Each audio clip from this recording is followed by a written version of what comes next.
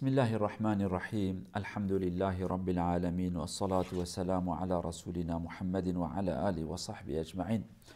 Esselamu aleyküm ve rahmetullahi ve berekatuhu. Değerli Müslümanlar, bugün tevbe meselesini ele alacağız. Hikmeti de şudur.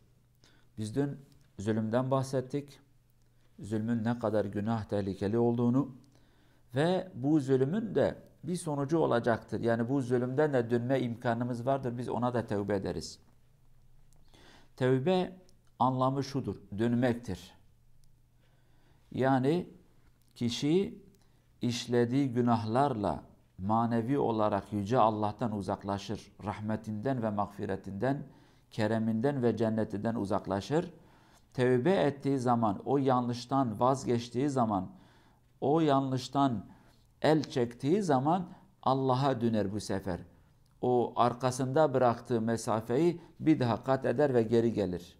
Demek ki tevbe Allah'a dönmektir.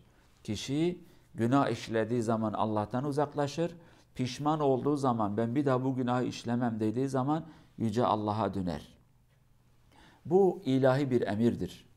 Kur'an-ı Kerim'in birçok ayetinde Cenab-ı Allah hatta iman sahibi ya eyyühellezine amenu ey iman edenler tubu ilallah. Yani değil ki ey kafirler, demiyor ki ey zalimler, sadece bu değil. Ey hırsızlar, ey şunu işleyenler, ey iman edenler, kalbinde iman olan insan, herkesten peygamberler hariç her beşerden yanlışlar meydana çıkabilir. Ne kadar muttaki bir insan olursa olsun İllahi eksikleri olacaktır. Çünkü beşerdir. Küçük eksik, büyük eksik o başka bir şey. Büyük günah, küçük günah o başka bir şey. Ama her beşerden. Ondan dolayı Cenab-ı Allah diyor ki ey iman edenler Allah'a dönün, tevbe edin. Güzel bir tevbeyi edin. Allah da tevbeyi kabul eder. Allah'a dönen insanları kabul eder. Allah kendine dönen insanları geri çevirmez. Allah'ın öyle büyük bir merhameti vardır. Allah o kadar yüce bir zattır ki kişi ne kadar günah işlerse işlesin, dönmek istediği zaman, pişman olmak istediği zaman Allah ona tevbe kapıları açar. Meşhur bir hadis-i nebevi vardır. Peygamber Efendimiz eski insanlardan, kendi döneminden önceki insanlardan bahseder. Bir adam 99 insanı öldürmüş. Fakat sonradan pişman olmuş, birine sormuş. O da dini fazla olmayan fakat sözden yani diyelim ki abid ona söylenir. Abid ibadet eder fakat dini bilgileri o kadar yok. Ona söylemiş ki tevbe etme şansın var. Yok diyor. 99'u öldüren bir insanın tevbesi yok. Diyor ki yoksa seni de öldüreceğim. Onu da öldürmüş. Fakat bir daha kalbi rahat durmamış. Yani sen artık pişmansın. Bir yol olmalı. Bu yoldan çıkman lazım. Sormuş ona bir alimi göstermişler. Alime gitmiş. Alim demiş ki tabii ki tevbenin kapısı açıktır. Tevbe edebilirsin. Tevbe et. Fakat bulunduğu şehri terk et. Çünkü o insanlar sana yardım etmemişler. Sen bu kadar cinayet işlemişsin fakat nasihat etmemişler sana. Dur dememişler. Orayı bırak ve git. Ve adam tevbe etmiş hadisin sonuna kadar. Değerli cemaat, tevbe Allah'ın peygamberleri bile tevbe etmişler. Hazreti Adem'in cennetten çıkması ve Allah'tan tevbeyi dilemesi, Hazreti İbrahim Kabe'yi yaparken Allah'ım tevbe ettik, bizi tevbe eden insanlardan eyle, İllahi günah yapmışlar diye değil. Yani Allah'ım belki olmuş da bir gaflet olmuş olabilir, bir şey olmuşsa bile sana döneriz. Bağışla bizi. Belki az şükür etmişiz. Dolayısıyla tevbe herkesten lazım. Hele bizim gibi insanlar, günah işleyen, zulüm eden, haram yiyen, masiyet eden, Allah'ın emirlerini yerine getirmeyen, Allah'ın kullarına haksızlık ve zulüm eden, yetimin malını yiyen, fakirin hakkını vermeyen, başka insanların kanını döken, insanları sürgün eden, İnsanları yurtlarından eden, yani milletin arkasında konuşan, gıybet ve nemimet dedikodu eden birçok günahlarımız vardır. Ve bu günahlara karşı Allah'ın rahmeti daha büyük, Allah da diyor ki siz ne kadar günah işlemişseniz işleyin, pişman olun, kapıma gelin, kapım açıktır. Ve birçok ayet Allah diyor ki tevbe edin, ben de sizin tevbelerinizi kabul edeceğim. Allah tevbeyi kabul eden zattır. Ve yekbelu tevbete an ibadihi, kullardan tevbeyi kabul eden bir zattır. Ve innehu huve tevvabur rahim, diyor ki o tevbeyi kabul eden, tevbedar, tevbe sahibidir. Yani o kadar kul ne kadar günah işlerse işlesin Allah yine affeder. Tevbe sahibi o demektir. Yani affeder. Demez ki oh artık yoruldum. Dün yaptın, bugün yaptın. Her gün hayır öyle değil. Kişi ne kadar günah işlerse işlesin, ne kadar tekrarlarsa tekrarlasın, yeter ki samimi bir şekilde Allah'ım sana döndüm. Yine eğer ayağı kayarsa yine Allah o insanı affeder. Değerli cemaat, bu ayetler ışığında Resulullah'ın bazı hadisleri vardır.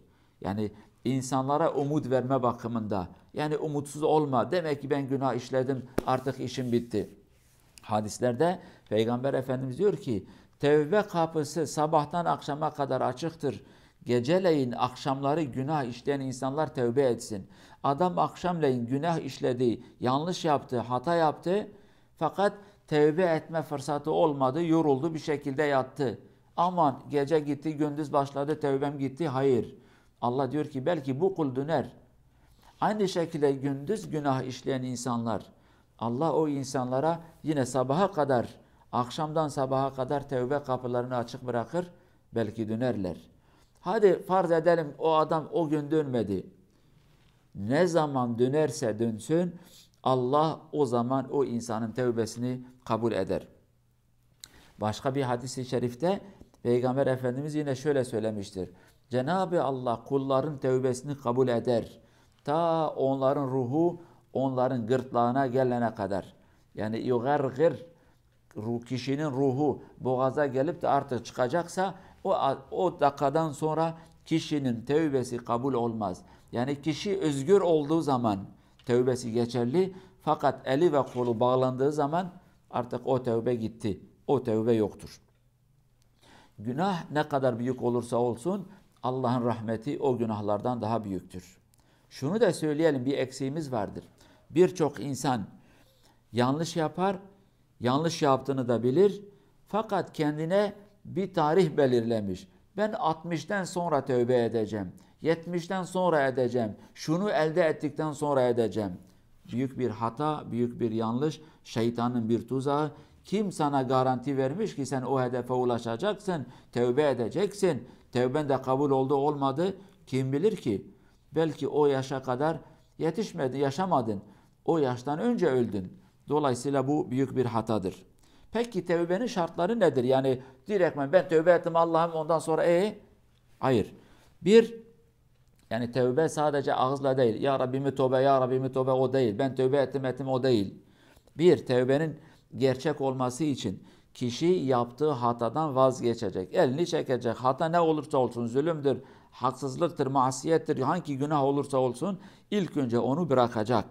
İki, yaptığı günahtan dolayı pişmanlık duyacak. Keşke yapmasaydım. Üzülecek, pişman olacak.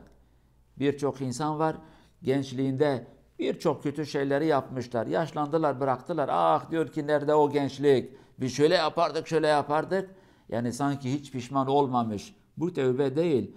Sen ah çektiğin, keşke o günler geri gelseydi, o günlerin günahları silinmez. Çünkü sen pişman olmamışsın. Oldu iki. Üçüncüsü, kendine bir karar verecek. Ben bir daha dönmeyeceğim. Bu inanca sahip olmalı. Yok efendim fırsat geçerse bir daha yaparım. Bu tövbe değil. Sonuncusu da şudur değerli cemaat. Eğer kul hakkı ise, kul hakkı demek geniş bir daire demek, geniş bir alandır. Hangisi olursa olsun. Kul hakkına giren bir insanın tövbesinin kabul olması için o kulluktan helallik isteyecek.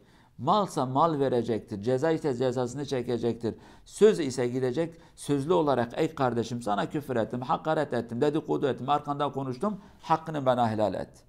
Bazen şu da olur.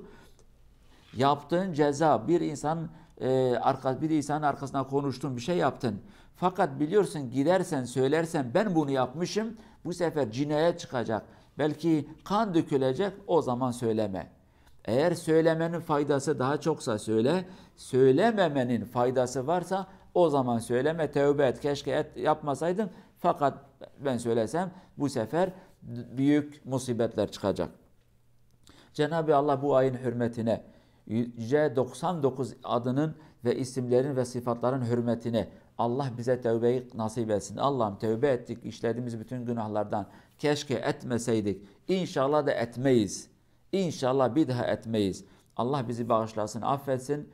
Cennetine layık görsün. Vesselamu aleyküm ve rahmetullahi ve berekatuhu.